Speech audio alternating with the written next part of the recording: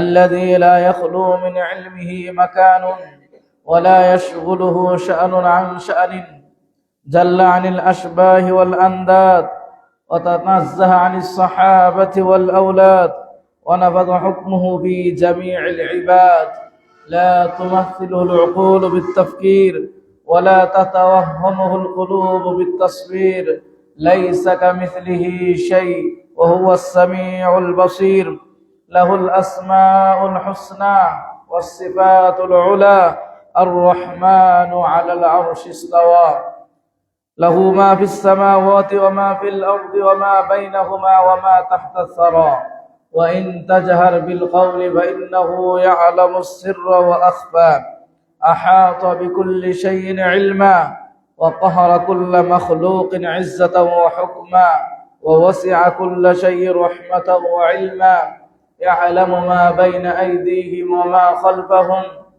ولا يحيطون به علما، موصوف بما وصف به في نفسه الكتاب العظيم وعلى لسان نبيه الكريم. أما بعد، فقد قال الله تعالى في كلامه المجيد وفرقانه الحميد: أعوذ بالله من الشيطان الرجيم، بسم الله الرحمن الرحيم. يا أيها الذين آمنوا اتقوا الله حق تقاته ولا تموتن إلا وأنتم مسلمون. وقد قال الله تعالى في موضع آخر: أعوذ بالله من الشيطان الرجيم.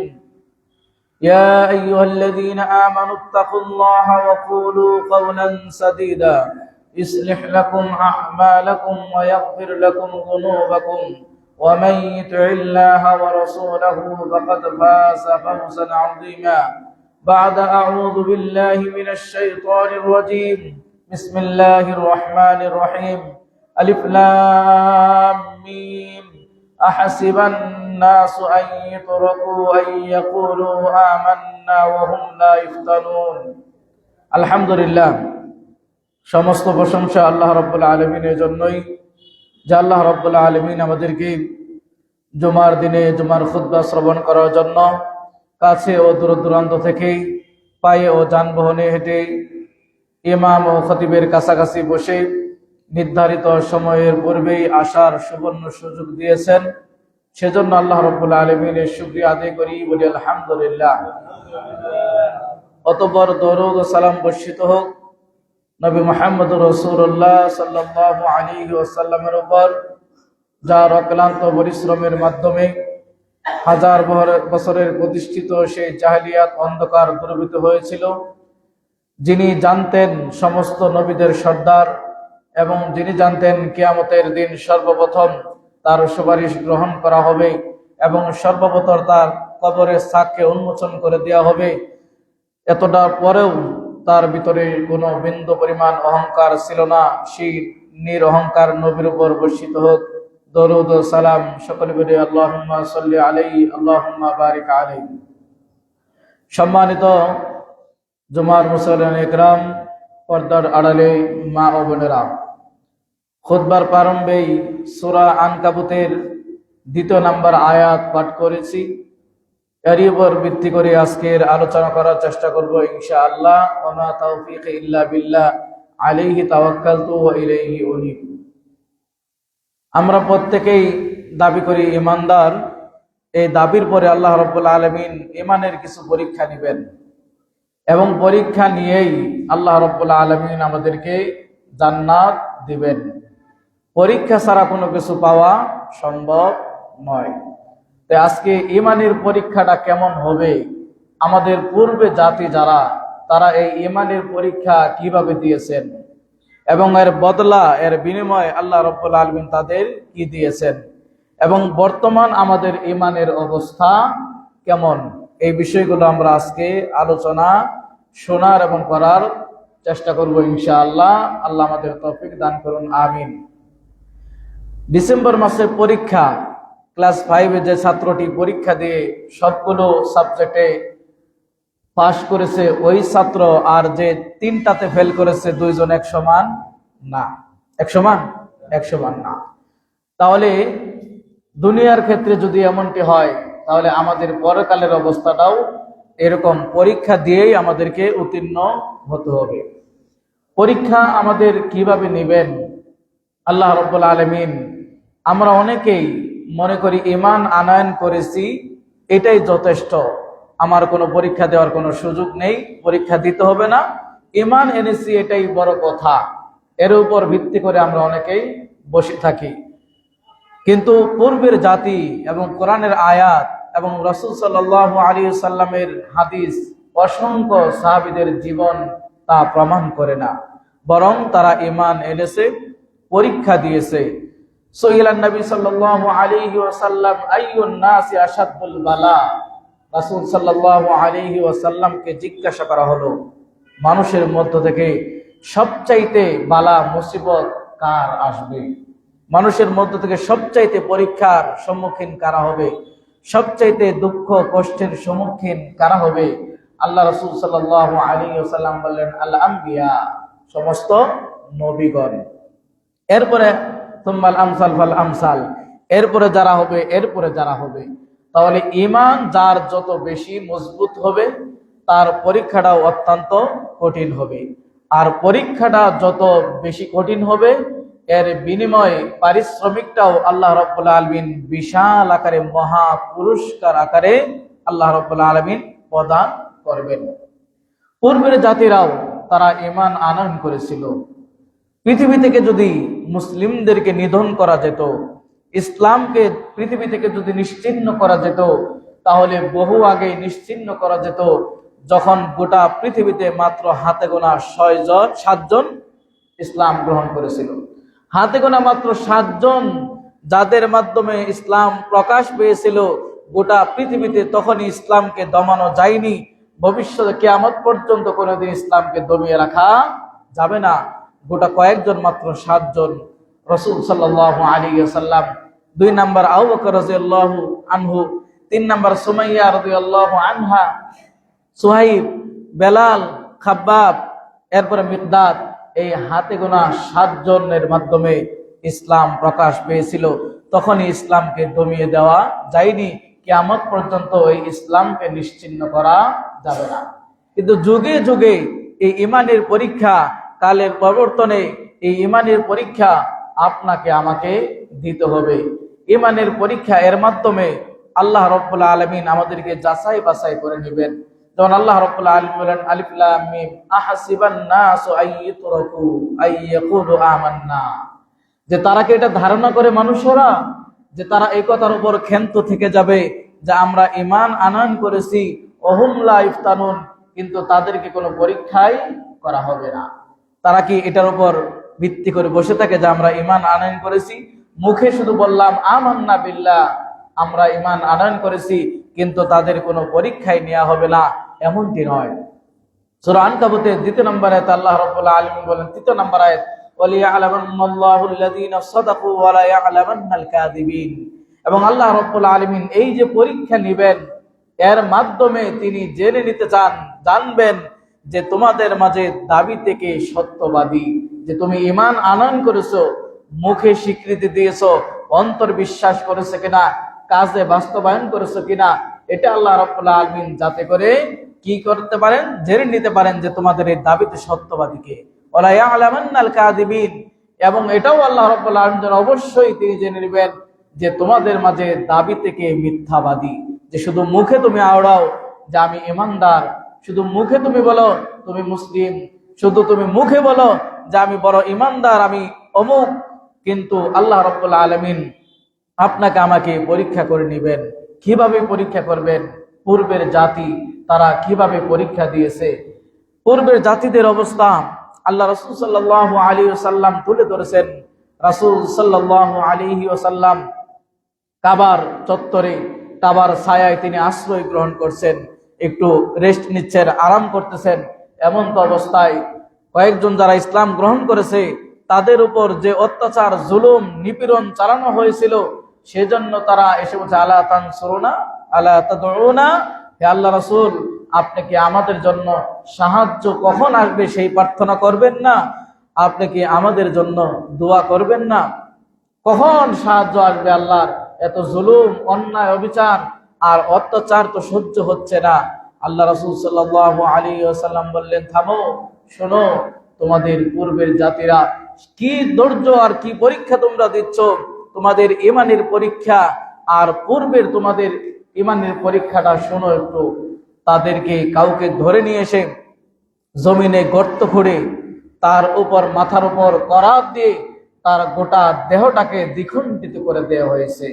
শুধু তাই নয়, কারো কারো তাকে ধরে নিয়ে এসে এই ঈমান আনয়ন করার কারণে কাউকে ধরে নিয়ে এসে তার শরীর থেকে লোহার চিরুনি দিয়ে মাংসগুলো আলাদা করে হাড্ডি পর্যন্ত পৌঁছে গেছে। লোহার চিরুনি দিয়ে শরীর থেকে যদি মাংসগুলো আলাদা করা হয়, জমিনে গর্ত করে করাত দিয়ে যদি আপনার এই দেহটাকে দ্বিখণ্ডিত করে দেওয়া হয়, তাহলে দেহের অবস্থাটা কেমন হবে শুনে রাখো। তোমাদের পূর্ববর্তী ঈমান আনয়ন করার কারণে তোমাদের পূর্বের জাতিদের উপর এইরকম জুলুম, অন্যায়, অবিচার চালানো হয়েছিল।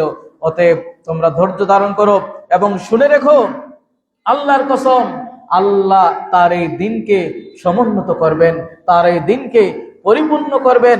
এবং সনা থেকে হাজরামাউত পর্যন্ত মানুষ যারা ছোটাছুটি করবে, আরোহী আল্লাহর প্রতি ঈমান আনয়ন করে, তাদের ঈমান এতটাই তেজস্বিয়ান হবে, তাদের ঈমান এতটাই মজবুত হবে, সানা থেকে হাজরামাউত পর্যন্ত সে চলবে, একমাত্র আল্লাহ রাব্বুল আলামিনকে শুধু ভয় করবে।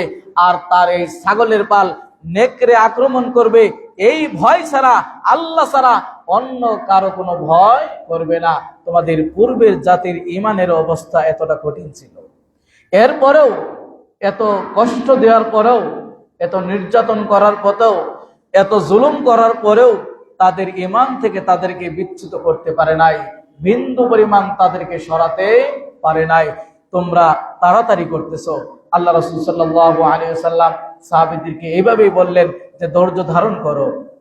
শুধু তাই নয়, ঈমান আনয়ন করার কারণে এর চাইতে আরো কঠিন কঠিন শাস্তি প্রদান করা হয়েছে।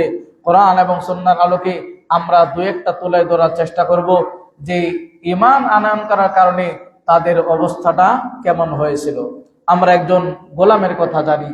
হাদিসটি মুসলিমের 3005 নম্বরে পাবেন এবং তিরমিজিতে 3340 নম্বর হাদিস পাবেন। অনুরূপভাবে মুসনাদে আহমদে পাবেন হাদিসটি, যে সেই পূর্বের যুগে একজন বাদশা ছিল, তার একজন উপদেষ্টা, তিনি ছিল জাদুকর। সেই জাদুকর যখন বৃদ্ধ হয়ে গেল, বাদশাকে বললেন যে আমি তো বৃদ্ধ হয়ে যাচ্ছি, আমার বয়স চলে যাচ্ছে, এই জাদুবিদ্যা আমি একজনকে শিখাতে চাই, আপনি একজন প্রাণবন্ত এবং জ্ঞানী চালাক একজন গোলাম আপনি আমাকে দেন, যাকে এই বিদ্যা আমি শিখে যেতে পারি। তখন সেই বাদশাহ তিনি একজন গোলামকে নির্ধারণ করলেন। নির্ধারণ করার পরে গোলাম যখন ওই মালিকের, ওই বাদশার উপদেষ্টা জাদুকরের কাছ থেকে বিদ্যা শিখতে যায়, প্রতিমধ্যে একজন রাহেব, একজন পুরোহিত তার সাথে সাক্ষাৎ হয়। তিনি মানুষদেরকে এই দ্বীনের জ্ঞান দিতে থাকেন। তিনি সেখানে বসেন, বসে সেখানে আলোচনা শোনেন। শুনে তিনি আশ্চর্যান্বিত হন। আশ্চর্যান্বিত হয়ে ওই যুবকের কাছে এই জ্ঞান ভালো লাগে এবং এরকম যখন তার রাস্তায় পথে যাওয়ার পথে, ওই জাদুঘরে যাওয়ার পথে মাঝখানে ওই পুরোহিতের কাছে যখন আলোচনা শুনে, আবার জাদুঘরে আসার পথে শুনে, এই করতে করতে যখন জাদুঘরের কাছে বিদ্যা শিখতে গিয়ে দেরি হয়ে যায়, জাদুকর তখন তাকে প্রহার করে। এই সংবাদ ওই গোলাম, ওই বালকটি, ওই রাহেব ওই পুরোহিতের কাছে বলে যে আপনার কাছে আমি যাওয়ার পথে আলোচনা শুনি, আলোচনা শোনার কারণে দেরি হয় এবং আমাকে সেই জাদুকর এই কারণে প্রহার করে। তখন এই পুরোহিত তিনি তাকে শিক্ষা দিলেন যে জাদুকরের কাছে দেরি হইলে সে যদি তোমাকে প্রহার করতে চায়, তাহলে তুমি বলবে যে আমার পরিবারে কোনো কাজে আমি আটকে গিয়েছিলাম, এজন্য দেরি হয়েছে। আর যদি বাড়িতে ফেরার সময় দেরি হয়, তাহলে বাড়ির লোককে বলবে যে জাদুকর আমাকে কোনো কাজে আটকে রেখেছিল, সেজন্য কি হয়েছে, আমার বাড়িতে ফিরতে দেরি হয়েছে। এভাবে তাদের চলছে দিনের জ্ঞান অর্জন। অতিমধ্যেই বিশাল আকারে একটি জানোয়ার, পশু রাস্তায় পড়ে আছে, মানুষের চলাচলের রাস্তা অবরুদ্ধ হয়ে আছে। বালক সেদিন মনে মনে ভাবলেন যে আজকে পরীক্ষা হবে, যে আমি যে জাদুকরের কাছ থেকে যে জাদুবিদ্যা শিখতেছি, এটা আল্লাহ রাব্বুল আলামিন ভালোবাসেন নাকি এই পুরোহিতের কথা আল্লাহ রাব্বুল আলামিন ভালোবাসেন। তিনি এটা একটা পরীক্ষা নিতে চান আজকে। কে? ওই বালকটি। তিনি আল্লাহর কাছে বললেন যে আজকে আমি পরীক্ষা করব যে এই জাদুকরের বিদ্যা সঠিক না এই পরহিতের বিদ্যা সঠিক, বা এই পরহিতকে তুমি ভালোবাসো না জাদুকরকেই তুমি ভালোবাসো। সেই পরীক্ষার জন্য তিনি একটি পাথর নিয়ে বিসমিল্লাহ বলে কি করলেন, ওই জানোয়ারের নিক্ষেপ করলেন। জানোয়ারটি মারা গেল। মারা যাওয়ার পরে রাস্তা সরিয়ে দেওয়া হলো, মানুষের পথ চলাচল স্বাভাবিক হয়ে গেল। এইভাবে যখন হলো, হওয়ার পরে সেই গোলামটি সেই পরহিতের কাছে গিয়ে বলল যে ঘটনা তো এরকম হয়েছে, আজকে মানুষের মাঝে এরকম রাস্তা অবরুদ্ধ হয়েছিল, আমি পাথর মেরে সেই জানোয়ারকে, এবং আমি এটা পরীক্ষা করেছি যে তুমি আল্লাহ কাকে ভালোবাসো, জাদুকরকে না এই পরহিতকে। তখন সেই পরহিত বলল যে গোলাম, তুমি তো অনেক মর্যাদায় চলে গেছো, আমার চাইতে বড় মর্যাদায় চলে গেছো, কিন্তু তোমার সামনে পরীক্ষা আসবে, তুমি পরীক্ষার সম্মুখীন হবে। পরীক্ষাটা কেমন, ঈমান তাদের কেমন ছিল, সেই তুমি তো পরীক্ষিত হবে সামনে। এইভাবে যখন তার সেই মালিকের দরবারে একজন ব্যক্তি যাতায়াত করতেন, মাঝে মধ্যেই যেতেন, তার চক্ষু অন্ধ ছিল। এই ঘটনা যখন মানুষের কাছে জানাজানি হয়ে গেল, এবং এই বালকটি জন্ম অন্ধ এবং কুষ্ঠ রোগী, সেগুলোকে আল্লাহ রাব্বুল আলামিনের অনুমতিক্রমে তিনি ভালো করতে পারতেন, মানে মুস্তাজাবুদ দোয়া, তিনি আল্লাহর কাছে দোয়া করতেন, আল্লাহ রাব্বুল আলামিন অন্ধ জন্ম অন্ধ ব্যক্তি চক্ষু ফিরে পেতেন। কুষ্ঠ রোগী, যাদের ধবল রোগ আমরা বলি সাদা হয়ে যায়, এগুলোকে তিনি আল্লাহর কাছে আশ্রয় চাইতেন, এক কথায় তিনি দোয়া করতেন, এই দোয়া কবুল হয়ে যেত। এইভাবে যখন এগুলো ছড়িয়ে পড়লো, সেই দরবারে একজন যাতায়াত করতেন, তার চক্ষু নাই, তিনি অন্ধ হয়ে গেছেন। তিনি বিশাল উপঢৌকন নিয়ে, অনেকগুলো হাদিয়া তোহফা নিয়ে ওই বালকের কাছে গিয়ে বলল, বালক, আমি শুনতে পেরেছি তুমি নাকি এরকম মানুষের চোখ ফিরিয়ে দাও এবং কুষ্ঠরোগী ভালো করে দাও, এবং আরো অন্যান্য অসুস্থতা ব্যক্তিদেরকে তুমি সুস্থতা দান করো। বালকটি বলল, আমি সুস্থ করি না, বরং আল্লাহ রাব্বুল আলামিন তিনি সুস্থ করে দেন, আমি সুস্থ করার মালিক না। তিনি বলল, আমি তোমার জন্য দোয়া করতে পারি, তোমার এই চক্ষু ফিরে আসবে যদি তুমি ওই আল্লাহর প্রতি বিশ্বাস করো যে আল্লাহর প্রতি আমি ঈমান আনয়ন করেছি। ওই লোকটি আল্লাহ রাব্বুল আলামিনের প্রতি বিশ্বাস স্থাপন করলো। বালকটি আল্লাহর কাছে দোয়া করলেন, ওই লোকটি চক্ষু ফিরে পেলেন। চক্ষু ফিরে পাওয়ার পরে আবার সেই দরবারে গেলেন। দরবারে যাওয়ার পরে বাদশা দেখছে এই লোক তো চোখ ফিরে পেয়েছে। বলল, কি ব্যাপার, তোমার চোখ তুমি কিভাবে ফিরে পেলে? ওই ব্যক্তি বলল, ওইদিকে যে পুরোহিত, সে বলেছিল এই যে তুমি পরীক্ষায় সম্মুখীন হবে, তুমি কখনোই, তোমাকে যত শাস্তি দেওয়া হোক, তুমি আমার ঠিকানা, আমার কাছ থেকে যে বিদ্যা শিখো, এটা তুমি কখনোই বাদশাকে বলবে না।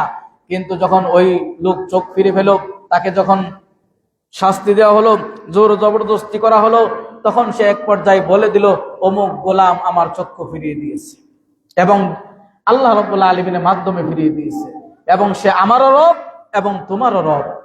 তখন ওই লোক, তাকে আটকে রাখা হলো। আটকে রাখার পর এক পর্যায়ে তার উপর নির্যাতন করার ফলে ওই লোকটি বলে দিল, অমুক গোলাম আমাকে এইভাবে চিকিৎসার মাধ্যমে ভালো করেছেন। ওই গোলামকে নিয়ে আসা হলো। গোলামকে নিয়ে আসার পরে ওই গোলামকে আটকে রাখা হলো, গোলামের উপর জুলুম করা হলো, এবং এক পর্যায়ে সেই গোলাম সেই পুরোহিতের কথাও বলে দিলেন, যার কাছ থেকে তিনি দ্বীনের জ্ঞান শিখতেছিলেন। পথে মধ্যে সেই পুরোহিতের কথাও বলে দিলেন। সেই পুরোহিতকে দরবারে আনা হলো, বাদশার নিকটে নিয়ে আসা হলো। নিয়ে আসার পরে বলা হলো, যার চক্ষু ভালো হয়েছিল ওই গোলামের দোয়ার মাধ্যমে, তাকে বলা হলো, তোমার এই দিন থেকে ফিরে আসো। সে ব্যক্তি অস্বীকৃতি জানালো যে জীবন যাবে, আল্লাহর প্রতি ঈমান আনয়ন করেছি, কিন্তু তোমার দিনে ফিরে যাব না। সে আশ্চর্য হলো যে আমি ছাড়াও আরো রব আছে, তোমরা বিশ্বাস করো। অতএব তাকে হত্যার অনুমতি দিল, এবং তার মাথার উপর করাত দিয়ে তার দেহটাকে দ্বিখণ্ডিত করে আলাদা করে দেওয়া হলো ঈমান আনয়ন করার কারণে। শাস্তি কি জিনিস, শুধু অপরাধ একটাই ছিল, ঈমান আনয়ন করেছে আল্লাহ রাব্বুল আলামিনের প্রতি। ওই লোককে দ্বিখণ্ডিত করে দেওয়া হলো। এবার সেই পুরোহিতকে ধরা হলো যে তুমি তোমার দিন থেকে ফিরে আসো, এই বাদশাকে মেনে নাও, যদি মেনে না নাও তাহলে তোমার একই অবস্থা করা হবে। তাকেও হত্যা করা হলো, কিন্তু সেই পুরোহিত দিন থেকে বিচ্যুত হলেন না। ঈমান কি জিনিস। এবার বালকের পালা। সেই বালককে সেই বাদশা বলল যে একে নিয়ে যাও অমুক পাহাড়ের চূড়ায়। পাহাড়ের চূড়ায় নিয়ে গিয়ে একে বলবে, সে যদি দিন থেকে ফিরে আসে, তার দিন থেকে ফিরে আসে, তাহলে তাকে ছেড়ে দিবে, আর যদি সে এই দিন থেকে ফিরে না আসে, তাহলে পাহাড় থেকে তাকে ধাক্কা মেরে ফেলে দিয়ে তাকে হত্যা করে দিবে।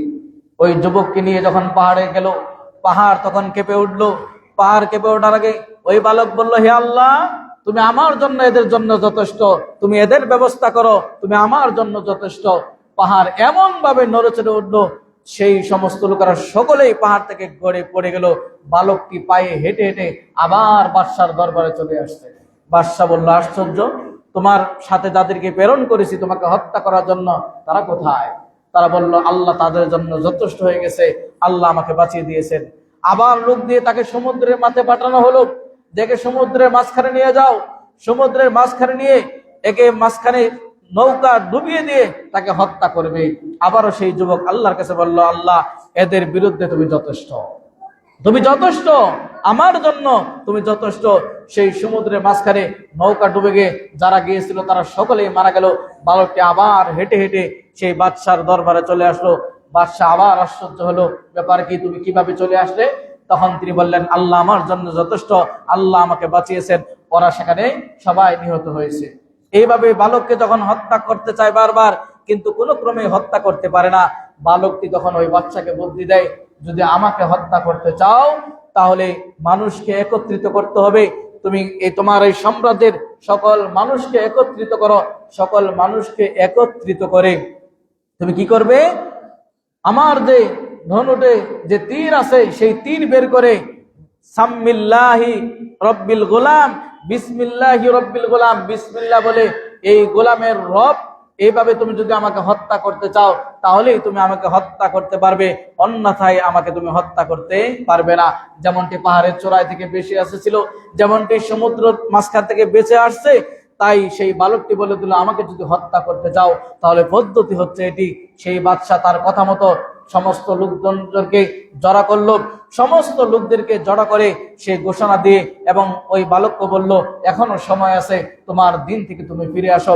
বালকটি অস্বীকৃতি জানালো এবং সেই বালকের কথা মতো গাছের সাথে তাকে টানানো দেওয়া হলো। গাছের সাথে তাকে বেঁধে টানিয়ে তার ধনুক থেকে তীর নিয়ে তাকে সেই কান এবং এই মাঝখান দিয়ে বরাবর তাকে নিক্ষেপ করা হলো তীর। সেই তীর সেখান দিয়ে ভেদ করে রক্তভৃঙ্গি হয়ে ওই বালকটি এভাবে হাত ধরে তিনি মারা গেলেন। ঈমান আনয়ন করার কারণে দেখেন, তারপরেও সেই বালকটি বিন্দু পরিমাণ সেই ঈমান থেকে বিচ্যুত হয়নি।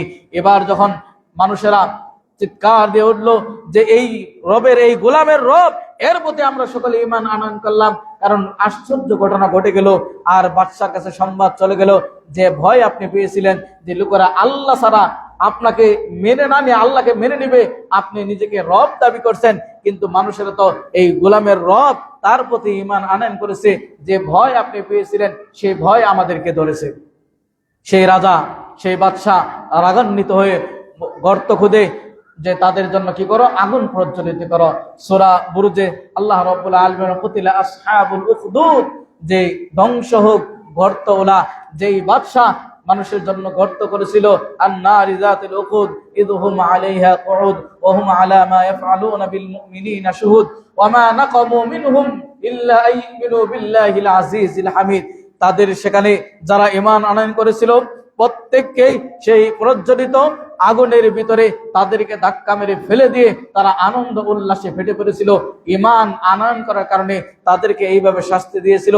ওই আগুনে একজন মহিলাকে যখন নিক্ষেপ করতে হলো, মহিলাকে বলল, তোমার দিন ত্যাগ করো, তোমার ধর্ম ত্যাগ করো। মহিলাও স্বীকৃতি জানালো এবং তাকে যখন আগুনে ফেলে দিবে সে ইতস্ত বোধ করলো, কারণ তার কোলে ছোট একটি বাচ্চা, তার কোলে ছোট একটি বাচ্চা। বাচ্চা তখন বলে উঠলো, ইয়া উম্মা, হে আমার মা, তুমি সঠিক দিনে আসো, তুমি আগুনে ঝাঁপ দাও। এই কোলে বাচ্চা কথা বলেছিল, তার মধ্যে এই একটি। তাহলে দেখেন, ঈমান আনয়ন করার কারণে তাদের প্রতি কি জুলুম নির্যাতন চালানো হয়েছে, এরপরেও তারা ঈমান থেকে বিচ্যুত হয় নাই।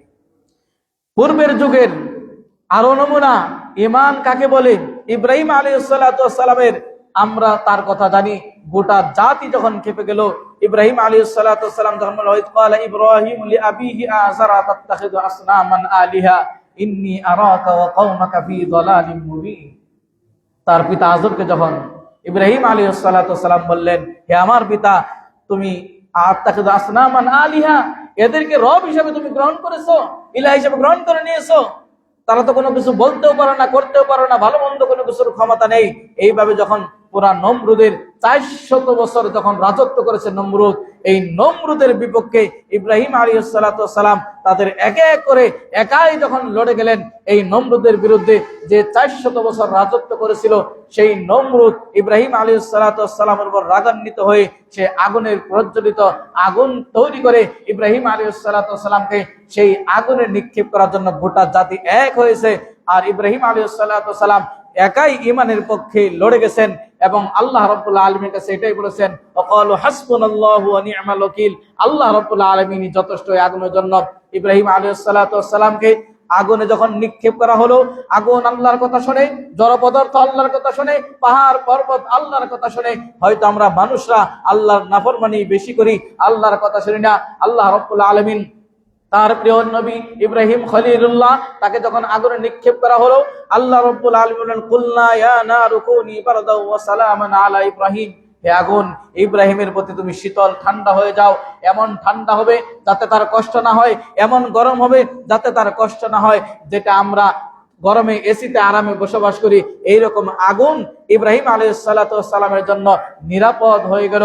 এখনো যদি, আজও যদি আমাদের ঈমান এবং ইব্রাহিম আলাইহিস সালাতু ওয়াস সালাম গোটা জাতি তার বিপক্ষে, আগুন তার সামনে আগুনে নিক্ষেপ করা হয়েছে, আর ইব্রাহিম আলাইহিস সালাতু ওয়াস সালাম যেটা কণ্ঠে বলছেন, হাসবুনাল্লাহু ওয়া নি'মাল ওয়াকিল, আল্লাহই আমার জন্য যথেষ্ট এবং আল্লাহই আমার জন্য উত্তম অভিভাবক। ওই বিপদের অন্তিম মুহূর্তে, ওই কঠিন মুহূর্তে, ওই ভালো মুসিবতের মুহূর্তে, ওই ঈমানকে টিকে রাখার মুহূর্তে আজ যদি আমরা বলতে পারি হাসবুনাল্লাহু ওয়া নি'মাল ওয়াকিল, আল্লাহ আমাদের জন্য যথেষ্ট, তাহলে সেই আল্লাহ রাব্বুল আলামিন ওই বালা মুসিবত থেকে আমাদেরকে উদ্ধার করে ঈমানের জন্য, আমাদের ভালোবাসার জন্য আল্লাহ রাব্বুল আলামিন কোনো না কোনো পথ খুলে দিবেন।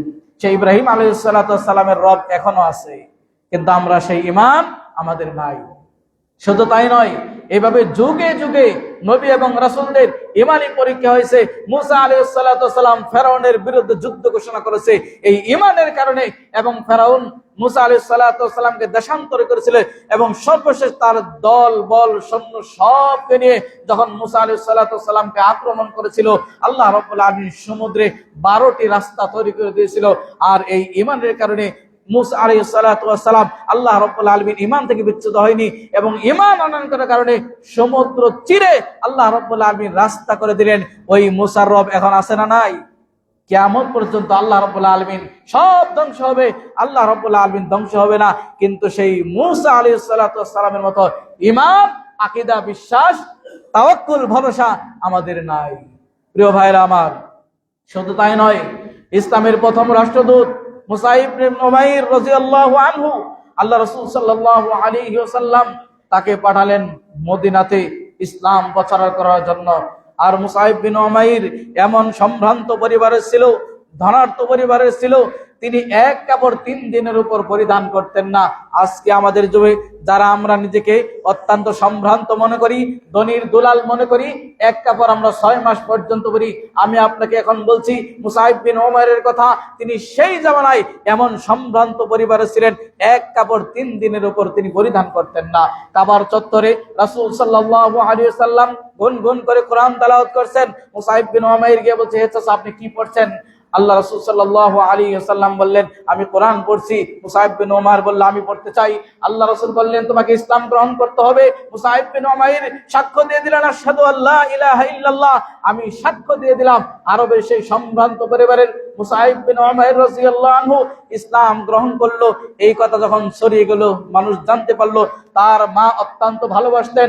তিনি কেমন মানুষ, তিনি ওই রাস্তা, কোন রাস্তা দিয়ে হেঁটে গেলে এমন দামি সুগন্ধি ব্যবহার করতেন, ওই আরবের ওই সময় মক্কার লোকেরা বুঝতে পারতো এই রাস্তা দিয়ে মুসাইব বিন উমাইর তিনি হেঁটে গেছেন। এত সম্ভ্রান্ত পরিবারে ইসলাম যখন গ্রহণ করলো, তার মা তাকে বাড়ি থেকে বের করে দিলেন।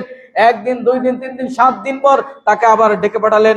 আবার তার মা বললেন, মুসাইব তুমি এই বেদিন হয়ে গেছো, মুহাম্মাদের দিন তুমি গ্রহণ করেছো, ঈমান আনয়ন করেছো, এই ইসলাম তুমি ত্যাগ করো। আজকে 7 দিন ধরে আমি না খেয়েছি। আর মুসাইব বিন উমাইর রাদিয়াল্লাহু আনহু চিৎকার বের করে উঠলো, 7 দিন নয়, তোমার প্রাণ মুস্তাকত হোক, যদি 1000 বার তুমি মারা যাও, তারপরে এই মুহাম্মাদের প্রতি, এই ইসলামের প্রতি যে ঈমান আনয়ন করেছি, আমি এখান থেকে বিন্দু পরিমাণ বিচ্যুত হব না। এর নাম ঈমান। বলছে, তুমি মা, তুমি যদি 1000 বার মারা যাও, তোমার নফস তোমার আত্মা যদি 1000 বার মৃত্যুবরণ করে, তারপরে মুহাম্মাদের ধর্ম আমি ছেড়ে দিব না। মুসাইব বিন উমাইর রাদিয়াল্লাহু আনহু এইভাবে ইসলাম গ্রহণ করলে আল্লাহ রাসূল সাল্লাল্লাহু আলাইহি ওয়াসাল্লাম প্রথম রাষ্ট্রদূত হিসাবে মদিনাতে তাকে ইসলাম প্রচারের জন্য প্রেরণ করলেন। এবং মুসাইব বিন উমাইর রাদিয়াল্লাহু আনহু একাই বীর বিক্রমে সিংহ গর্জনে দাওয়াতি কাজ এমন তুমুল বেগে চালালেন, মদিনার অসংখ্য গণিত মানুষ তার এই দাওয়াত গ্রহণ করে নিল। 1 বছর পরেই রাসূল সাল্লাল্লাহু আলাইহি ওয়াসাল্লাম মক্কা থেকে মদিনায় হিজরত করলেন, কারণ সে সেই অবস্থা তৈরি করেছে। মুসাইব বিন উমাইর মদিনাতে অলিতে গলিতে না খেয়ে থেকে আল্লাহর রাস্তায় মানুষদেরকে আহ্বান করেছিল, যে মক্কার সবচাইতে সম্ভ্রান্ত পরিবার ছিল, সে খেয়ে না খেয়ে মদিনায় ইসলাম দিন প্রচার করছে। এভাবে যখন ইসলামের প্রথম যুদ্ধ বদরের যুদ্ধ যখন আগমন ঘটলো রমজান মাসে, আল্লাহ রাসূল সাল্লাল্লাহু আলাইহি ওয়াসাল্লাম মুসাইব বিন উমাইর রাদিয়াল্লাহু আনহুকে ডেকে বললে, আজকের দিনে পতাকা বহন করার ক্ষমতা তোমার, তুমিই হকদার, কারণ তুমি যে যুদ্ধের যে পরিস্থিতি এবং মদিনাতে যেভাবে মানুষের মাঝে দ্বীনের জ্ঞান তুমি প্রচার করে দিয়েছো। এভাবে বদরের প্রান্তরে যুদ্ধ হলো, এবার তারপরেই উহুদের প্রান্তরে যুদ্ধ হলো। আজকেও রাসূল সাল্লাল্লাহু আলাইহি ওয়াসাল্লাম এই মুসাইব বিন উমাইর রাদিয়াল্লাহু আনহু তাকে সেই পতাকা দিয়ে দিলেন। এবং মুসাইব বিন উমাইর রাদিয়াল্লাহু আনহু কাফের মুশরিক বেঈমানরা, মক্কার সেই কাফেররা মুসাইব বিন উমাইর রাদিয়াল্লাহু আনহু ইসলামের পতাকা যখন ধারণ করতে, তার ডান হাত কেটে দিল, বাম হাত দিয়ে আবার তিনি পতাকা ধারণ করছেন, বাম হাত তার কেটে দেওয়া হলো। দুইটি বাহু দিয়ে মুখ দিয়ে এই ইসলামের পতাকা জীবনের শেষ অন্তিম মুহূর্ত পর্যন্ত তিনি একাই লড়ে গেছেন এবং এই পতাকাকে তিনি উত্তোলন করে রেখেছিলেন। কাফের মুশরিক বেঈমানরা সরিয়ে দিল, মুহাম্মদকে আমরা হত্যা করেছি, কেননা মুসাইব বিন উমাইর রাদিয়াল্লাহু আনহুর চেহারা কিছুটা রাসূলের সাদৃশ্য ছিল, তার কোকড় সুন্দর চুল ছিল। এইভাবে তারা সরিয়ে দিল, মুহাম্মদকে আমরা কি করেছি, হত্যা করেছি। এবার আল্লাহ রাসূল সাল্লাল্লাহু আলাইহি ওয়াসাল্লাম চতুর্দিক থেকে পিছন দিক থেকে এসে যখন আক্রমণ শুরু করে দিল, খালিদ বিন ওয়ালিদ আবু সুফিয়ান, আল্লাহ রাসূল সাল্লাল্লাহু আলাইহি ওয়াসাল্লাম একটি গর্তে তিনি মাথা দিয়ে দিলেন। সাদ বিন আবি ওয়াক্কাস রাদিয়াল্লাহু আনহু রাসূল সাল্লাল্লাহু আলাইহি ওয়াসাল্লামকে বাঁচানোর জন্য একটি নয় দুইটি নয় 81টি তীর নিজের শরীরে বিদ্ধ করেছেন, তারপর রাসূল সাল্লাল্লাহু আলাইহি ওয়াসাল্লামের গায়ে যেন আঘাত না লাগে। এইভাবে যখন তালহা এবং সাদ বিন আবি ওয়াক্কাস রাদিয়াল্লাহু আনহু তিনি রাসূলকে নিয়ে ওই জাবালে নূর এবং উহুদ পাহাড়ের পাশ দিয়ে চলে গেলেন, মক্কার কাফেররা যখন বুঝতে পারলো, তখন সেই উহুদ পাহাড় পুরোটা ঘুরে গিয়ে রাস্তা পরিবর্তন করে দিল। এবং আল্লাহ রাসূল সাল্লাল্লাহু আলাইহি ওয়াসাল্লাম সেই পাহাড় একদিন চড়াই উঠলে আবু বকর, ওসমান এবং ওমর রাদিয়াল্লাহু ছিলেন, সেই পাহাড় নড়ে উঠলো। আল্লাহ রাসূল বললেন, এই পাহাড় তুমি কাঁপছো কেন? এখানে নবী আছে, সিদ্দিক আছে, এখানে 2 জন শহীদ আছে, আর এটা এমন একটি পাহাড় যে পাহাড় আমাদেরকে ভালোবাসে, আমরাও ভালোবাসি। ওই ভালোবাসার কারণ ছিল, কারণ এই পাহাড় পুরোটা ঘুরে গেছিল যাতে কাফেররা রাস্তা বুঝতে না পারে। সেই মুসাইব বিন উমাইর তিনি এইভাবে মৃত্যুবরণ করলেন। যুদ্ধ শেষ হয়ে গেল, আল্লাহ রাসূল সাল্লাল্লাহু আলাইহি ওয়াসাল্লাম গিয়ে দেখলেন মুসাইব বিন উমাইর রাদিয়াল্লাহু আনহু তিনি মুক্তে থুকরি বালুতে পড়ে আছে। আর এমন অবস্থা আল্লাহ রাসূল সাল্লাল্লাহু আলাইহি ওয়াসাল্লাম দেখে বলছে, হে মুসাইব, তুমি কুরাইশদের মক্কার সবচেয়ে সম্ভ্রান্ত পরিবারের ছিলে, তুমি কোনোদিন না খেয়ে থেকেছো এমনটি যায়নি, কিন্তু মদিনাতে তুমি ইসলাম প্রচারের জন্য অনেকদিন না খেয়েছিলে, তুমি কারো দুয়ারে তুমি চাইতে পারো নাই। এভাবে বালু মুখটা মলিন হয়ে, এভাবে রক্তে রঞ্জিত হয়ে মুসাইব বিন উমাইর রাদিয়াল্লাহু আনহু তিনি পড়ে আছেন। এই অবস্থা দেখে রাসূল সাল্লাল্লাহু আলাইহি ওয়াসাল্লামের চোখের পানি ঝরঝর করে ছেড়ে দিলেন, তুমি এত দাবি সম্ভ্রান্ত পরিবার থেকে তোমাকে নিয়ে আসছিলাম, এবং তাকে যখন দাফন করা হবে কাপড় নাই, তার যে শরীরে যে কাপড় ছিল সেই কাপড় দিয়ে মাথা ঢাকতে গেলে পা খালি হয়ে যায়, পা ঢাকতে গেলে মাথা খালি হয়ে যায়। এই দৃশ্য দেখে রাসূল সাল্লাল্লাহু আলাইহি ওয়াসাল্লাম হাউ ভাউ করে কাঁদলেন, আর সাহাবীদেরকে বললেন, তোমরা ওর মাথাগুলো ঢেকে দাও আর পার অংশে ইজকির ঘাস দিয়ে ঢেকে দাও। হে যুবক, ওই সম্ভ্রান্ত পরিবার মুসাইব বিন উমাইরের কথা তোমাকে বলছি। আজকে তুমি সম্ভ্রান্ত পরিবারের কথা বলো, সেই মুসাইব বিন উমাইর ইসলামের জন্য কি ত্যাগ তিনি স্বীকার করেছেন, গোটা পরিবার ত্যাগ স্বীকার করেছেন এবং নিজের জীবনটা বিলিয়ে দিয়েছেন। এই হচ্ছে মুসাইব বিন উমাইর রাদিয়াল্লাহু আনহু। প্রিয় মুসল্লিয়ান ইকরাম, অনুরূপভাবে সাদ বিন মুআয রাদিয়াল্লাহু আনহু 30 বছর বয়সে ইসলাম গ্রহণ করেন, ঈমান আনয়ন করেন। মাত্র 6 বছর ইসলামের ভিতরে থাকে এমন বীর বিক্রমী সিংহ গর্জনে, খন্দক যুদ্ধে, অনেক যুদ্ধে অংশগ্রহণ করে সেই সাদ বিন মুআয রাদিয়াল্লাহু আনহু তিনি মৃত্যুবরণ করলেন। এই মৃত্যুবরণে আল্লাহর আরশ কেঁপে উঠলো। সাদ বিন মুআয রাদিয়াল্লাহু আনহু এতটাই প্রিয় ভালোবাসার মানুষ ছিলেন আল্লাহ রাব্বুল আলামিনের কাছে। পৃথিবীর ইতিহাসে একজন ব্যক্তির জন্য আল্লাহর আরশ কেঁপে উঠছিল, তিনি হচ্ছেন সাদ বিন মুআয রাদিয়াল্লাহু আনহু। আরশ কেঁপে উঠছিল মানে আল্লাহর ভালোবাসায় আরশ কেঁপে উঠছিল। সেই দিন তিনটি ঘটনা ঘটছিল। সাদ বিন মুআয রাদিয়াল্লাহু আনহু যখন শাহাদাত বরণ করলেন, মৃত্যুবরণ করলেন, তখন আল্লাহ রাব্বুল আলামিনের আরশ কেঁপে উঠছিল। 2 নম্বর ঘটনা, আল্লাহ রাব্বুল আলামিন ফেরেশতাদেরকে বললেন, তোমরা জানাজায় অংশগ্রহণ করো। 1000 2000 নয়, 70,000 ফেরেশতা এই সাদ বিন মুআয রাদিয়াল্লাহু আনহুর জানাজায় অংশগ্রহণ করলেন। স্বয়ং মুহাম্মদ সাল্লাল্লাহু আলাইহি ওয়াসাল্লাম ইমামতি করলেন। 3 নম্বর ঘটনা, আসমানের সমস্ত দুয়ারকে উন্মোচন করে দিলেন আল্লাহ রাব্বুল আলামিন। আজকে আপনাদের কাছে প্রশ্ন, সাদ বিন মুআয রাদিয়াল্লাহু আনহু 30 বছর বয়সে ইসলাম গ্রহণ করে 6 বছরের ভিতরে 36 বছর বয়সে তিনি মারা গেলেন।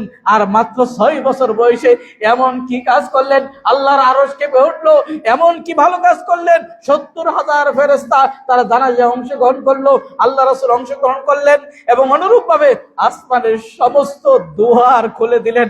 আসমানবাসীরা পর্যন্ত কান্না করলেন। আর একজন মারা গেছিল ফেরাউন। আল্লাহ রাব্বুল আলামিন বলেন, ফামা বাকাত সামাওয়াতি ওয়াল আরদ, ফেরাউনের মৃত্যুতে আসমান এবং জমিন কাঁপে ওঠে নাই, ক্রন্দন করে নাই। তার মানে ভালো মানুষ মারা গেলে আল্লাহর আরশ কাঁপে। তার মানে ভালো মানুষ মারা গেলে ফেরেশতারা তারা যে অংশগ্রহণ করে, তার মানে ভালো মানুষ মারা গেলে ওই রাস্তা দিয়ে হাঁটলে ওই রাস্তাও কাঁদে। সাদ বিন মুআয রাদিয়াল্লাহু আনহু 6 বছরে এমন ভালোবাসা অর্জন করেছিল যে আল্লাহর আরশ কেঁপে উঠছিল। 70,000 ফেরেশতা জানাজা অংশগ্রহণ করেছিল, আসমানের সমস্ত দুয়ারকে খুলে দেওয়া হয়েছিল। অথচ আমরা 30-40 বছর আমি মুসলিম, 50 বছর যাবত আমি মুসলিম, কিন্তু আমার নামাজ ঠিক নাই, আমার কথা ঠিক নাই, আমার আমলদারিতা ঠিক নাই, আমার ঈমান ঠিক নাই। ঈমান কাকে বলে পূর্বের জাতিদের কাছ থেকে শিখতে হবে।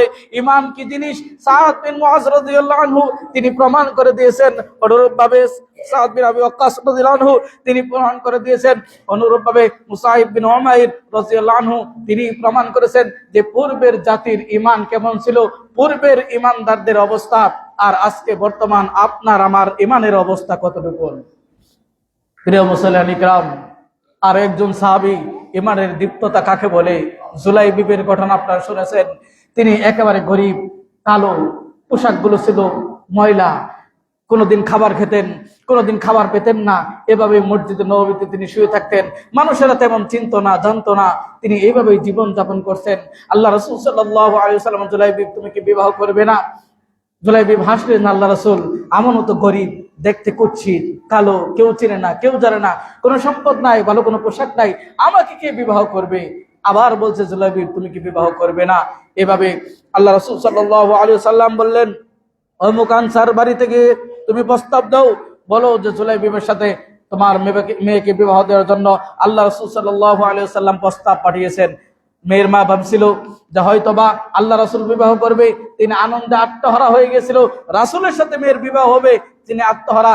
কিন্তু ওই লোকটি বলল না, জুলাইবিব বলল না, আমার সাথে বিবাহ দেওয়ার জন্য পাঠিয়েছে। তখন তার মেয়ের, আজকে মা বোনদেরকে বলতে চাই, আজকের মাদেরকে বলতে চাই, আজকের বোনদেরকে বলতে চাই, জুলাইবিবের ঘটনা থেকে শিক্ষা গ্রহণ করুন। মা বাবার দায়িত্ব কি মেয়ের জন্য, এবং আপনি বিবাহ যদি বসতে চান আপনার স্বামীটা কেমন হবে।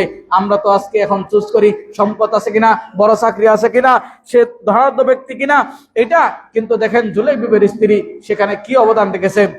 যখন জুলাইবিবের কথা শুনলো, তার মা বাইরে থেকে বললো, আর লোক আল্লাহ রাসূল খুঁজে পেলেন না, এই হত দরিদ্র, কালো, কুৎসিত, পরিচিত না, পোশাক নাই, কোনো সম্পদ নাই, কোনো কিচ্ছু নাই, তার জন্য আমার মেয়েকে তিনি প্রস্তাব প্রত্যাখ্যান করলেন। তার মেয়ে সবকিছু ঘর থেকে শুনতে পাচ্ছিল আর বলছিল, তার প্রস্তাব তোমরা প্রত্যাখ্যান করছো, যে মুহাম্মদ সাল্লাল্লাহু আলাইহি ওয়াসাল্লামের আনুগত্য না করলে সত্যিকার ঈমানদার হওয়া যায় না, তার সবকিছু সবার আগে মেনে নিতে হবে, আর তার প্রস্তাব তুমি প্রত্যাখ্যান করছো, এই প্রস্তাব আমি গ্রহণ করে নিলাম। এভাবে তাদের বাসর রাত হলো। আর বাসর রাতে যখন দুইজন একেবারে মিলিত হবে, একজন যুবক যুবতীর জন্য, একজন স্বামী স্ত্রীর জন্য সবচাইতে প্রিয় সময়, সবচাইতে গুরুত্বপূর্ণ সময়, সবচাইতে আনন্দের সময়, সেই মুহূর্তে যুদ্ধের ডাক আসলো। যে আল্লাহর মুজাহিদরা তোমরা তৈরি হয়ে যাও, যুদ্ধে বের হতে হবে। এই ডাক যখন জুলাইবিব শুনলেন, স্ত্রী হাতটা টেনে ধরছে পিছন দিক থেকে, কিন্তু জুলাইবিব আর পিছন দিকে তাকালেন না। সেই বাসর রাতে স্ত্রীকে সেইভাবে ফেলে আল্লাহর রাস্তায় বের হয়ে গেল এবং যুদ্ধ শেষ হয়ে গেল। এবার আল্লাহ রাসূল খুঁজতেছে যে অনেক সাহাবীরা মিসিং হয়েছে, তারা কোথায়? বলল জুলাইবিব কোথায়? সাহাবীরা বলছে আল্লাহ রাসূল এত ব্যস্ত হয়েন না, আমরা দেখছি জুলাইবিব কোথায়। আল্লাহ রাসূল সাল্লাল্লাহু আলাইহি ওয়াসাল্লাম দেখলেন জুলাইবিব কত বিক্ষত হয়ে পড়ে আছে। জুলাইবিব কত বিক্ষত হয়ে পড়ে আছে। আল্লাহ রাসূল সাল্লাল্লাহু আলাইহি ওয়াসাল্লাম তার এই মাথা তার উরুতে রাখলেন, জুলাইবিবের সেই উরুতে রেখে আল্লাহ রাসূল সাল্লাল্লাহু আলাইহি ওয়াসাল্লাম তার চেহারা দেখলেন ক্ষত বিক্ষত। ফেরেশতা আছে কানে কানে সুসংবাদ দিলেন আল্লাহ রাসূল জুলাইবিবের জন্য আল্লাহ রাব্বুল আলামিন জান্নাত দিয়ে দিয়েছেন। সুবহানাল্লাহ। শুধু তাই নয়, আল্লাহ রাসূল সাল্লাল্লাহু আলাইহি ওয়াসাল্লাম কিছুক্ষণ পরে মুখটা ফিরিয়ে নিলেন। সাহাবীরা বললেন কেন আপনি মুখ ফিরিয়ে নিলেন? আল্লাহ রাসূল সাল্লাল্লাহু আলাইহি ওয়াসাল্লাম বললেন জান্নাতের হুরেরা তার কাছে আগমন করতেছে। আর জুলাইবিব এতটাই তিনি লাজুক ছিলেন, আমার যদি আমি এদিকে তাকিয়ে থাকি সে লজ্জা পাবে, সেজন্য আমি মুখটা ফিরে নিলাম। হে যুবক ভাইয়েরা, স্ত্রীকে বাসর রাতে ফেলে আল্লাহর জন্য তারা রাস্তায় বের হয়ে গেছে। আজও গাজাবাসী কাঁদছে, আজও ফিলিস্তিন কাঁদছে, আজও মাজলুম জনতা হাউ মাউ করে কাঁদছে। এমন সংখ্যা, এমন মুজাহিদ, এমন আল্লাহর বীর আমাদের দরকার, কিন্তু কোনো বীর খুঁজে পাওয়া যায় না, কোনো মুজাহিদ খুঁজে পাওয়া যায় না। আল্লাহর দ্বীনের জন্য, ঈমানকে রক্ষা করার জন্য মানুষের সবাই নিয়োজিত হবে, এরকম যুবক আজকে খুঁজে পাওয়া যায় না। প্রিয় মুসল্লিয়ান ইকরাম, আরেকজন সাহাবীর ঘটনা, তাদের ঈমানের দীপ্ততা, তাদের ঈমান কি জিনিস। খুবাইব রাদিয়াল্লাহু আনহু, তিনি কোরআন, এত সুন্দর কোরআন তেলাওয়াত করতে পারতেন। আল্লাহ রাসূল সাল্লাল্লাহু আলাইহি ওয়াসাল্লাম মাঝে মধ্যেই বলতেন খুবাইব তুমি কোরআন পাঠ করো, তোমার কোরআন তেলাওয়াত শুনলে আমার শান্তি হয়। এত সুন্দর কোরআন তেলাওয়াত পাঠ করতে পারতেন। সেই খুবাইব রাদিয়াল্লাহু আনহু 70 জন লোক সহ 60 জন 70 জন সহ তিনি মুজারা গোত্রের লোকেরা তারা বলল যে আমরা দাওয়াত গ্রহণ করব, আমাদের গোত্রের নিকটে তাদেরকে প্রেরণ করা হোক। আল্লাহ রাসূল সাল্লাল্লাহু আলাইহি ওয়াসাল্লাম খুবাইবকে পাঠালেন 60 জন এবং পথে মধ্যে আরো 70 জন একত্রিত হয়ে এই মুজারা গোত্রের লোকেরা দাওয়াতের নাম দিয়ে ধোঁকাবাজি করে তাদেরকে নিয়ে সেখানে 68 জন সাহাবীদেরকে গলা কেটে নাক কান ছিঁড়ে ফেলেছে, মুসলা করেছে, কঠিন ভাবে তাদেরকে কষ্ট দিয়েছে। আর খুবাইব রাদিয়াল্লাহু আনহুকে তারা ধরে নিয়ে গেছে এবং খুবাইব রাদিয়াল্লাহু আনহুকে ধরে নিয়ে যাওয়ার পর দুইজনকে ধরেছিল। একজন ছুটে গিয়ে আল্লাহ রাসূলের কাছে সংবাদ দিলেন, হে আল্লাহর রাসূল, খুবাইবকে তারা গ্রেফতার করে নিয়ে গেছে, 68 জনকে তারা হত্যা করেছে, কান কেটে দিয়েছে, নাক কেটে দিয়েছে, চোখ উপড়ে ফেলেছে। অপরাধ একটাই ছিল, মুহাম্মদের প্রতি, আল্লাহর প্রতি, এই দ্বীনের প্রতি, এই ইসলামের প্রতি। তারা ইসলামের প্রতি আত্মসমর্পণ করেছিল, বাকি সব ইলাকে লাথি মেরে বাকি সবগুলাকে অস্বীকার করেছিল। এক আল্লাহর কাছে মাথা নত হয়েছিল। খুবাইব রাদিয়াল্লাহু আনহুকে দূরে একটি ঘরে আবদ্ধ রেখেছিল, ওকে না খেয়ে হত্যা করে দিবে। এবার এইভাবে দিনক্ষণ চলতে থাকলো। তারা খোঁজ নিতে গেল যে খুবাইবের অবস্থা কি, না খেয়ে তিনি মারা গেছেন কিনা। যে দেখছে খুবাইব রাদিয়াল্লাহু আনহু গুনগুন করে কোরআন তেলাওয়াত করছেন, আর ঘরের আশেপাশে বেমৌসুমী ফল, যে ফল মৌসুমে হয় না, এরকম বেমৌসুমী ফলের চোষাগুলো, শুকলাগুলো বাড়ির আশেপাশে পড়ে আছে। এবং খুবাইব রাদিয়াল্লাহু আনহু মৃত্যুবরণ করবে না খেয়ে দূরের কথা, বরং চেহারা আরো সুন্দর হয়েছে। বলল খুবাইব, ব্যাপার কি? এই বেমৌসুমী ফুল তোমার ঘরের আশেপাশে দেখা যাচ্ছে, মানে তুমি এই খাদ্য কোথা থেকে পেলে? তিনি বললেন, হাযা রিজকুম মিন ইনদিল্লাহ, এটা আল্লাহর পক্ষ থেকে রিজিক। যে মারিয়াম আলাইহিস সালাতু ওয়াস সালামকে আল্লাহ রাব্বুল আলামিন রিজিক দিয়েছিলেন, সেই রব আল্লাহ রাব্বুল আলামিন আমাকে রিজিক দিয়েছে। অথচ এই ইহুদি খ্রিস্টান বেঈমানেরা, এদের রক্তে মিশে আছে গাদ্দারি। এরা দাওয়াতের নাম দিয়ে এই মুজারা গোত্রে নিয়ে তাদেরকে নৃশংসভাবে হত্যা করলো। এবার বুঝতে পারলো খুবাইবকে না খেয়ে হত্যা করা যাবে না, ওকে শুলিতে চড়াতে হবে, ওকে মারতে হবে। এবার খুবাইব রাদিয়াল্লাহু আনহুকে গাছের সাথে বাঁধবে এবং শেষ ইচ্ছা যখন জানতে চাইলো, খুবাইব তোমার অন্তিম মুহূর্তে এই শেষ ইচ্ছা তোমার কি হতে পারে? তিনি বললেন, আমার শেষ ইচ্ছা এটাই, আমি 2 রাকাত আল্লাহর রাস্তায় সালাত করতে চাই। তাকে ওযুর পানি দাও, যে আমাকে ওযুর পানি দাও, আর কিচ্ছু তোমাদের কাছে চাই না। 2 রাকাত সালাত তিনি পড়তেছেন। প্রথম রাকাত কিছুটা লম্বা করেছেন। এরপরে সালাতে তার মনে হলো যে এরা কাফের মুশরিক বেঈমানরা, এরা মনে করবে আমি দুটি সেজদা, আল্লাহর শেষ সেজদা, জীবনের শেষ সেজদা দুটি অনেক লম্বা করতে চেয়েছিলাম, কিন্তু কাফের মুশরিক বেঈমানরা এরা ভাববে খোদাই মৃত্যুর ভয়ে সেজদা লম্বা করেছে, এই আশঙ্কায় আমি সালাত দ্রুত পড়লাম। তাকে শুলিতে চড়ানো হলো, তাকে নৃশংসভাবে হত্যা করা হলো এবং তার নাক কান কেটে দেওয়া হলো। এবং সেই মুহূর্তে খুবাইব রাদিয়াল্লাহু আনহু তিনি এভাবে দোয়া করেছেন, আল্লাহুম্মা হসিনু আদাদা, হে আল্লাহ তুমি এদেরকে গুণে গুণে রাখো, ওয়াকতুলহুম বাদাদা, এদের সমূলে ধ্বংস করে দাও, ওয়ালা তুবকি ফিল আরদি আহাদা, জমিনে একটা আন্ডা বাচ্চাও যেন, এই ইহুদিদের বাচ্চা একটাও যেন টিকতে না পারে। সেই মুজারার গোত্রে দিয়ে কোনো পাখি উড়ে যেত না, সেই মুজারা গোত্রে কোনো মানুষ বসবাস করতে পারতো না, এমন ভাবে বদদোয়া করেছিল আল্লাহ রাসূল সাল্লাল্লাহু আলাইহি সাল্লাম। 1 মাস কুনুতুন নাজিলা এই মুজারা গোত্রের জন্য বদদোয়া করেছিল। আর সেখানে খুবাইব বলছিল, তোমরা আমাকে যেভাবে হত্যা করেছো, আমার সাথীকে তোমরা সেভাবে হত্যা করেছো, নৃশংসভাবে টুকরা টুকরা করেছো, জেনে রাখো এই খুবাইবের দেহ থেকে পা আলাদা করবে, খুবাইবের দেহ থেকে হাত আলাদা করবে, খুবাইবের দেহ থেকে কল্লাটা আলাদা করবে। আল্লাহ রাব্বুল আলামিন আমাকে প্রত্যেকটা অঙ্গের বিনিময়ে কিয়ামতের দিন বরকত দান করবেন। এই হলো খুবাইব রাদিয়াল্লাহু আনহু। এবং 29 দিন পর্যন্ত বিদায়ের নেহাইয়াতে উল্লেখ রয়েছে, 29 দিন পর্যন্ত খুবাইবের এই লাশটা গাছের সাথে এইভাবে বেঁধে ঝুলিয়ে রাখা হয়েছিল। আল্লাহ রাসূল সাল্লাল্লাহু আলাইহি ওয়াসাল্লাম দুইজন সাহাবীকে বললেন, তোমরা খুবাইবের লাশটা কেউ এনে নিতে পারবে কিনা, কেউ এনে দিতে পারবে কিনা। দুইজন সাহাবী গেল, যাওয়ার পরে নিয়ে আসবে, অনেক দূর পর্যন্ত নিয়ে আসছে। প্রতিমধ্যেই আপনার সেই মৌমাছির চাক তাদের আক্রমণ করেছে এবং তারা বুঝতে পেরেছে লাশ নেওয়ার জন্য আসছে। ওই মুজারা গোত্রের লোকেরা পাল্টা আক্রমণ করেছে। আর মাসি আল্লাহ রাব্বুল আলামিন সাহাবীদেরকে বলছে, আল্লাহ রাসূল তোমরা দেখো অবস্থাটা কেমন হতে পারে। এবং সেই মাসি মৌমাছি তাদেরকে কামড় শুরু করে দিল। আর দুইজন সাহাবী তারা বলল, লাশটা আমরা নিতে পারলাম না, হে মাটি তুমি আল্লাহর কথা শোনো, হে মাটি তুমি আল্লাহর আনুগত্য করো, আমরা তো পারলাম না, কিন্তু মাটি তুমি এই লাশটাকে গ্রহণ করে নাও।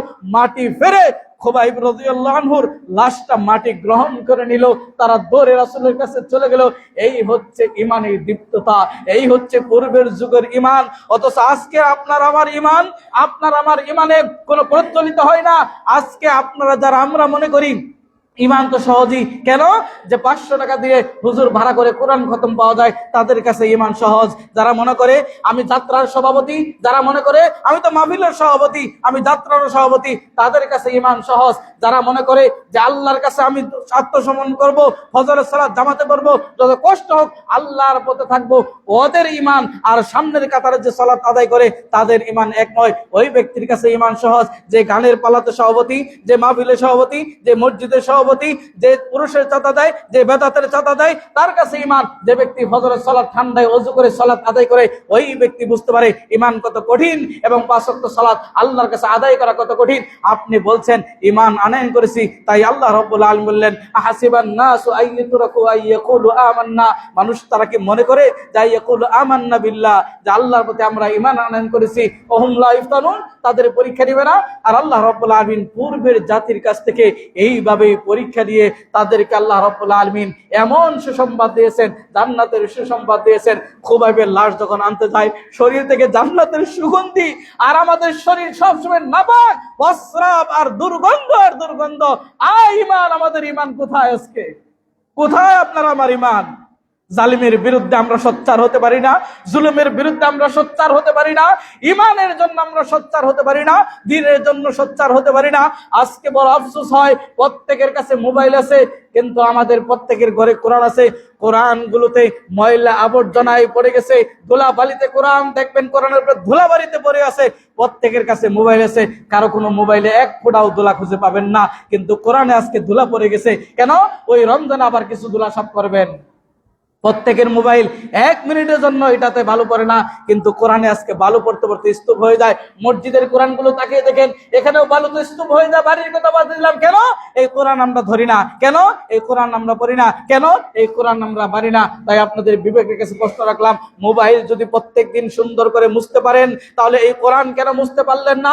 এই কোরআন কেন হৃদয়ে ধারণ করতে পারলেন না? এই কোরআন দিয়ে কেন আপনার সমাজ, পরিবার এবং রাষ্ট্র আপনি পরিধি করতে পারলেন না? আল্লাহ রাব্বুল আলামিন আলামিন আমাদেরকে সেই সাহাবীদের মতো, সেই সাদ বিন ওয়াক্কাসের মতো এই ইতিহাস, খালিদ বিন ওলীদের এই ইতিহাস, আবু সুফিয়ানের এই ইতিহাস, সালাউদ্দিন আইয়ুবীর এই ইতিহাস, আব্বাসী খেলাফতের এই ইতিহাস, আল্লাহ রাসূল সাল্লাল্লাহু আলাইহি ওয়াসাল্লামের সাহাবীদের ওই ইতিহাস। আবার যদি জান্নাত পেতে চাই, আবার আমাদেরকে পরীক্ষা দিতে হবে দেশের জন্য, ইসলামের জন্য, ঈমানের জন্য। যদি আবার আল্লাহর রাস্তায় বের হতে হয়, আমাদেরকে আবার বের হতে হবে। শহীদি মৃত্যু তামান্না আমাদের থাকতে হবে। দুনিয়া দুনিয়া করে কোনো কিছুই লাভ হবে না। দুনিয়া একদিন লাথি মেরে চলে যেতে হবে। যেটা পাবো সেই সাদ বিন মুআযের মতো সেই আসমান আল্লাহর আরশের জন্য কেঁপে ওঠে, ৭০,০০০ ফেরেশতা যেন আপনার আমার জানাজায় অংশগ্রহণ করে, এমন ঈমান আমাদের আনতে হবে। আল্লাহ রাব্বুল আলামিন আমাদের তৌফিক দান করুন, আমিন। আকুলু মা তাসমাউলি ওয়া লাকুম ওয়া লিসাইরিল মুসলিমিন ফাস্তাগফিরু ইন্নাহু হুয়াল গফুরুর রহিম।